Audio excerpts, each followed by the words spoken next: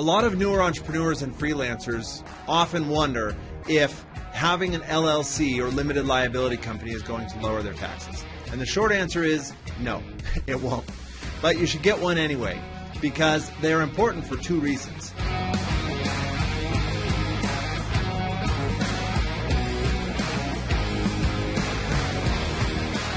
The first one is this is a legal entity. So it is a barrier legally between you as an individual and what happens within your business world. Even if you're a small business or if you're a freelancer, what you're providing is treated as a business legally. So having the separation there between your individual finances and your business finances is critical if you are ever to get sued or have any kind of liability concerns for anything that happens professionally or within your business. So it's really important from a legal perspective. Now, I'm not an attorney, so I won't say anything more on that front. But the second reason is having this legal entity in place does give you options down the road to do things for taxes that can be enormously beneficial. One of the most common examples of that is using an S corporation. Now you might say, well, an S corporation is an entity and a limited liability company is an entity. How can I have both? But it's important to understand the distinction between legal entity and tax entity.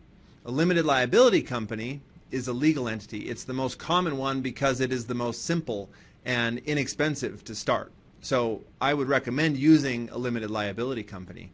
And the way that I think of that is basically it's like a bucket. So now instead of having your business cash and any other assets going on as though it was in your own wallet and on your own person, now you have a bucket to hold all that activity and those assets.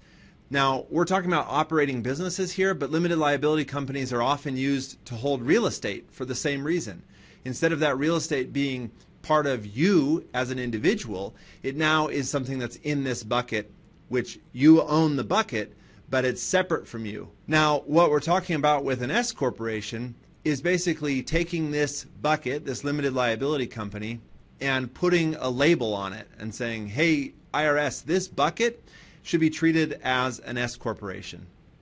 So you have a limited liability company as your legal entity, and then you can pick whatever tax entity makes the most sense for you. We're talking right now about an S corporation, and that is one of the more common options, but there are C corporations, there are partnerships, there are even trusts. Which tax entity you choose depends on your circumstances and what's most beneficial to you. By default, the IRS does not recognize legal liability companies because that's not a tax entity. So it's what's called a disregarded entity. The IRS disregards it completely. But just having it in place, having that bucket, gives you something on which you can put one of those labels to elect a tax entity. And one of the most common mistakes that we see is that new entrepreneurs don't open a limited liability company because they're not making a lot of money yet, and they think, well, I don't need it, I'll open it when I need it. But then they get to the point when they need it and they don't have one open. And so the most they can do is open a limited liability company today and make that tax election today. But that doesn't help them for what happened earlier in the year or last year. So open the limited liability company, because just having it then gives you the option later down the road to go back and say, hey, this limited liability company that I had, this should have been taxed, say, from the beginning of last year as an S corporation.